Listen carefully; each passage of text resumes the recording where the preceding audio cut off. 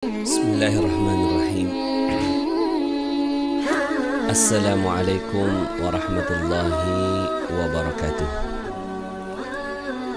Alhamdulillah, summa alhamdulillah, wassalatu wassalamu ala rasulillah wa ala alihi wa sahbihi wa walah, wa la hawla wa la quwwata illa billah. Asyhadu an la ilaha illallah wa asyhadu anna muhammadan abduhu wa rasuluhu la nabiyya ba'dah.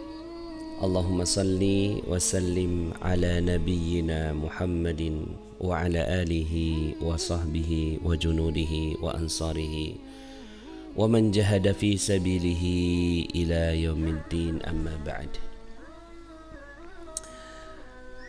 Alhamdulillah, segala puji bagi Allah yang telah berikan nikmatnya yang begitu besar kepada kita semua, sehingga di hari yang berkah dan mulia ini kita masih bisa sama-sama berada dalam satu majlis yang mulia, sebuah kegiatan yang insya Allah akan menjadi salah satu saksi kita, bukti kita nanti di yaumil akhir, bahwa kita masih terus membersamai orang-orang yang berbuat baik. Karena kita kalau hidup sendiri, ya beramal sendiri, menjaga keimanan sendiri, nggak akan pernah sanggup.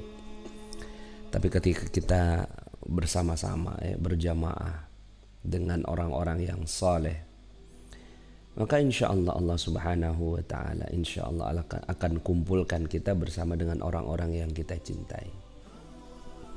Al-mar'u ma'a man ahabba. Seseorang itu bersama dengan yang dicintainya di surga. Al-mar'u ma'a man ahabba. Ketika itu ada seorang sahabat yang datang pada Nabi, yang ingin sekali membersamai Nabi. Apa yang sudah kamu persiapkan bekalnya untuk ke sana? Kata sahabat ini, sungguh aku tidak menyiapkan apapun ya Rasul, kecuali aku mencintaimu karena Allah. Lalu Nabi menyampaikan, al-mar'u ma'a man ahabba. Seseorang itu bersama yang dicintainya di surga. Kalau kita udah cinta nih sama Al-Kahfi berjamaah, cinta dengan orang-orang yang hadir, saling doa mendoakan, ya. Di sini kan saya lihat ya di komen-komen ini saling doa mendoakan kepada yang hadir. Maka mudah-mudahan muncul yang namanya hub, rasa cinta, ya. Muncul yang namanya mahabbah. Semoga dengan rasa cinta yang hadir, ya, cinta kepada orang soleh, cinta kepada aktivitas berjamaah, cinta kepada aktivitas amalan-amalan yang baik, itu adalah salah satu yang akan insya Allah menghantarkan kepada cinta kepada Allah subhanahu wa ta'ala. Dan kalaulah bukan karena cinta, ya, maka kita tidak akan pernah bisa masuk ke dalam surga Allah. Jadi kita bukan masuk surga karena amalan kita, ya, bukan karena amal soleh kita. Amal soleh hanya sebagai satu jalan saja, ya. Sebenarnya yang paling menentukan atau yang menjadi faktor utamanya adalah rahmat dari Allah subhanahu wa ta'ala. Dikatakan bahwa setiap orang masuk surga karena rahmat Allah. Kemudian sahabat bertanya, bahkan engkau ya Rasulullah? Ya, iman. Ya, begitupun juga, bahkan saya pun juga masuk surga bukan karena amal soleh. Saya awalnya nggak paham tuh, ya, tentang betapa kita masuk surganya itu bukan karena amalan kita. Kan kayaknya nggak adil ya, kita udah capek-capek, udah sholat gitu ya, tapi kok ya udah sholat, zakat, sedekah, segala macam yang kita lakukan, tapi kita malah masuk surganya bukan karena itu. Ya, ada seorang yang mulia masuk ke dalam surga, ya, kemudian dia protes kepada Allah, kenapa aku masuk surganya karena rahmatmu, padahal aku telah beramal soleh yang banyak di dunia. Lalu kemudian diminta kepada malaikat untuk menimbang, ya, untuk menimbang amalannya. Semua amalannya ditimbang, ditanya pada hamba itu, udah masuk nih amalan, udah masuk, ada lagi yang belum, ya sudah semua ya Rasul, sudah semua ya Allah, ya wahai malaikat, sudah semua, ya. Kemudian akhirnya coba amalannya itu ditimbang dengan nikmat sebelah mata, ya, ditimbang dengan nikmat sebelah mata. Ternyata ya amalan itu nggak ada apa-apanya dibandingkan dengan nikmat Allah. Sebelah mata doang nih, masya Allah, ya. Jadi kita masuk surga ini bukan karena amal soleh kita. Iya, amal soleh sebagai satu kunci, ya.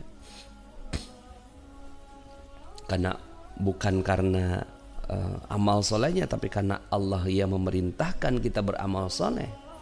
Lalu kemudian dengan amal soleh itu kita tergerak, ya. Amal soleh perintah Allah, badan yang melakukan punya Allah, waktu yang dipakai waktu milik Allah, beribadah di mana tempatnya bumi Allah, ya. Semuanya udah punya Allah. Terus sebenarnya kita nggak punya apa-apa kan, ya. Jadi kita benar-benar dapat rahmatnya Allah, ya, untuk melakukan kebaikan ini. Sederhananya begini, ya. Sederhananya ketika seseorang diminta untuk nyapu, ya, kamu nyapu yuk, gitu. Tolong nyapu ya, sapuin halaman saya, gitu. Pas udah nyapu, udah selesai seharian, wah berpeluh keringat segala macem gitu kan. Kemudian dikasih gajinya, ya, satu harian itu 30 juta rupiah, ya. 30 juta rupiah dikasih gitu kan, cuma nyapu doang tuh, ya. Nah, dia sih iya kerja, ya, cuma kerjanya pantasnya dibayar 200.000 lah maksimal gitu, ya. Ini dikasihnya sampai 30 juta. Maka dapat 30 jutanya bukan karena prestasi nyapunya hebat banget, bukan, tapi karena rahmat dan kasih sayangnya orang yang memberikan 30 juta itu. Begitulah Allah. Sudahlah amalnya milik Allah. Amal kan semua milik Allah. Badan milik Allah, bumi milik Allah, waktu milik Allah, kesempatan milik Allah, kesehatan milik Allah. Udah melakukan amal soleh, malah masuknya ke surga yang sangat-sangat istimewa, ya, yang sangat-sangat luar biasa. Jadi ya kita masuk surga karena rahmat dari Allah Subhanahu. Saking besarnya, ya, nggak sebanding dengan, ya, upaya yang kita lakukan. Nggak sebanding, ya, nggak sebanding dengan upaya yang kita lakukan.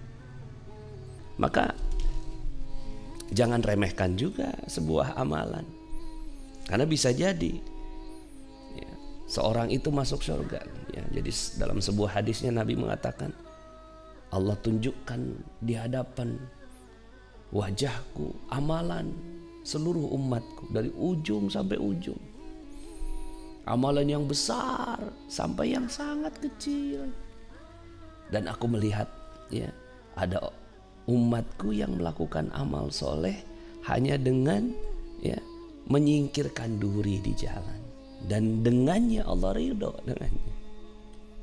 Masya Allah. Hanya dengan melakukan, dia minggirin duri di jalanan. Maka kita nggak boleh sedikit pun meremehkan amal soleh, dan kita haus dengan amal soleh, karena bisa jadi amal soleh yang kita lakukan itu, satu amal soleh itu yang menghantarkan kita ke surga, ya. Nah, kasih.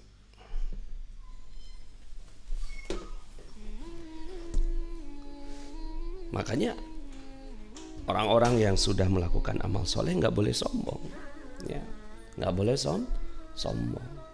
Orang-orang yang melakukan amal sedikit jangan berkecil hati, jangan berkecil hati. Karena Allah Subhanahu wa ta'ala insya Allah akan menilai amalan kita. Dan dengan amalan itu bukan karena sebanding gajinya, tapi cintanya Allah, rahmatnya Allah. Ada seorang yang masuk surga, sepanjang hidupnya dia melakukan maksiat, pelacur begitu ya.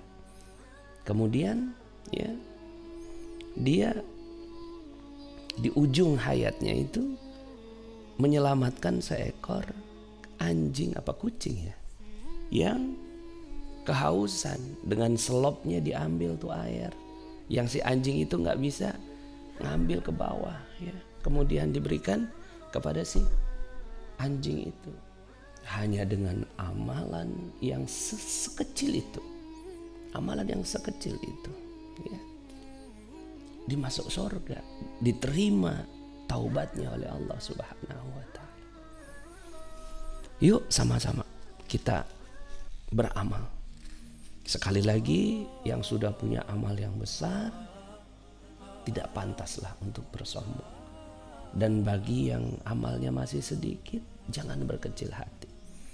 Minta kepada Allah dari 1-2 amalan yang kita lakukan ikhlas, karena Allah Subhanahu wa Ta'ala, Allah Subhanahu wa Ta'ala akan memberikan rasa cintanya kepada kita.